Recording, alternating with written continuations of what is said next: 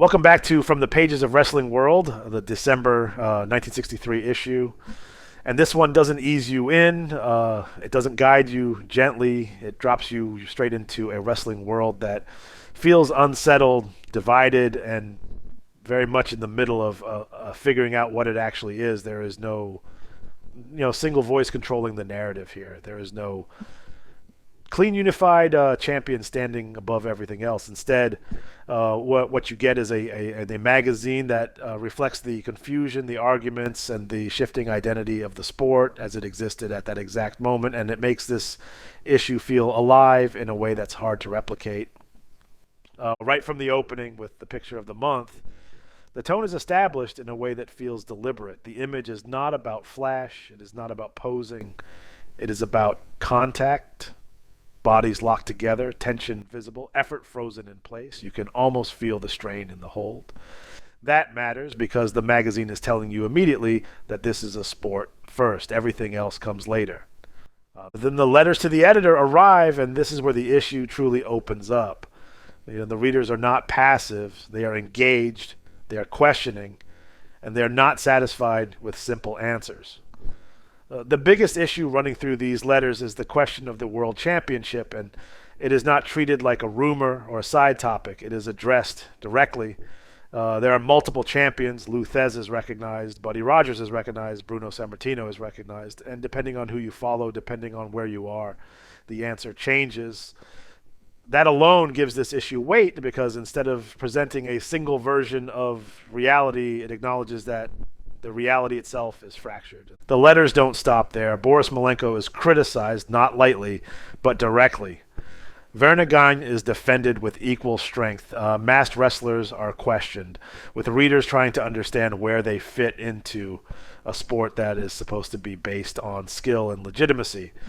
There's a push and pull happening in these pages, tradition against change, credibility against spectacle, and it is not resolved. It is simply laid out. Fanland follows, and while it brings a slightly lighter tone, it still carries that same connection between the audience and the sport. This is where fans are not just observers, they are part of the ecosystem. Then the world ratings step in, and this is Wrestling World trying to bring order to chaos. Rankings, divisions, structure. If the championship picture is unclear, this is where they attempt to restore some sense of hierarchy, some sense that performance still determines position. Inside Wrestling World by Lou Sahadi expands the scope even further. This is where the territories come together, where news travels from one region to another, where names appear in different places, and the sport starts to feel larger than any one promotion. You get the sense that wrestling is not contained. It is spreading, evolving, and sometimes contradicting itself depending on where you look. Then the issue shifts into its major features, and the first one hits with force. Bill Miller's Too Many Gimmicks in Wrestling is not written like a casual opinion. It reads like a warning. Miller is not comfortable with where the sport is going.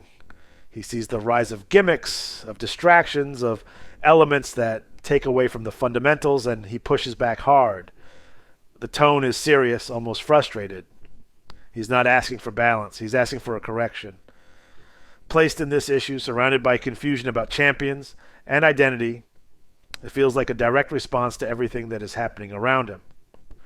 From there, the focus moves to Pat O'Connor, and the question of whether he can regain the title becomes more than just a storyline. It becomes symbolic. O'Connor represents a return to order, a return to clarity, a return to a time when the championship meant something singular. His pursuit is not just about winning.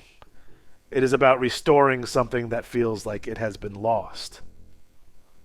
Pat Barrett's feature shifts the tone again, bringing in personality without abandoning seriousness. It's the Irish in him, frames Barrett as more than just a competitor. It ties his identity to his heritage, to his toughness, to something internal that drives him. This is where you begin to see the sport inch toward character without fully committing to it. It is still grounded, but it is starting to expand. Then Fritz Von Erich arrives, and his $1 million hand becomes a one of the most vivid elements in the issue. The claw is not just a move. It's presented as something feared, something decisive, something that can end a match in an instant. It is described with a kind of reverence, a kind of weight that elevates it beyond technique.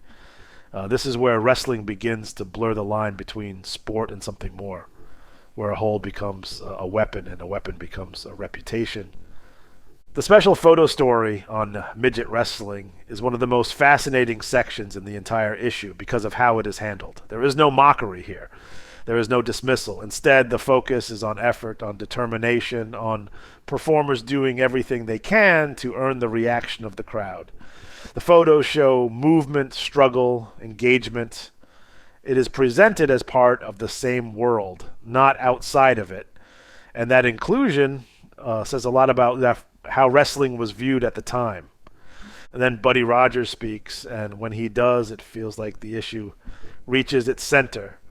And this is one of the men at the heart of the championship confusion, and his voice carries weight because of it. He lays out his perspective, his position, and in doing so, he becomes part of the larger argument that runs through the entire magazine. He is not just defending himself. He is asserting his place in a landscape that no longer has a single, clear answer. Evelyn Stevens adds another layer, bringing in a story that stretches beyond the ring. Her journey, her background, her place in wrestling all come together in a way that reminds you that this sport is built from many paths, not just one. It expands the scope without losing focus. Doug Gilbert's feature shifts the lens forward. His star is on the rise, and the magazine treats him as someone to watch, someone who represents the next wave. This is not hype for the sake of hype. It is positioning, careful, and intentional. Luther Lindsay follows with a sense of purpose that feels grounded and direct. He is not presented as flashy. He is presented as driven, as focused, as someone who knows exactly what he is trying to achieve. Johnny Costas closes the feature section in a way that feels almost reflective. An encyclopedia of wrestling, a man who knows the sport inside and out, who carries its history, its knowledge, its details. It is a different kind of presence, one that ties the past to the present, one that reinforces the idea that though wrestling is not just happening, it is being recorded, remembered, and understood. The ads throughout the issue continue to build the world around it. Complete Sports Hockey Illustrated reminds you that wrestling exists alongside other sports, that it is part of a broader athletic culture. The massive magazine bundle offer pulls you deeper into that world, offering not just wrestling, but boxing, baseball, and more, all connected through the same mail order system. It is a reminder that this is how fans stayed connected, how they built their own libraries, how they followed a sport that didn't exist in one place. When you step back from this issue, what stands out is not a single story, not a single match, not a single champion. It is the feeling of a sport in motion. Wrestling in 1963 is not settled. It is being debated, challenged, reshaped. There are multiple champions and no clear agreement on who stands above the rest. There are voices pushing back against gimmicks, trying to hold onto fundamentals. There are new names rising, established names defending their ground, and a magazine trying to capture all of it without simplifying it. And it feels real because it is not clean. It feels important because it is not finished. This is a wrestling before everything locked into place, before one version of the story took over, and that is what makes it stand out. And if this one brought you back, even for a few minutes, save it and come back to it. And drop your memory from this era. What stood out to you the most? See you next time. Farewell from the Empire State.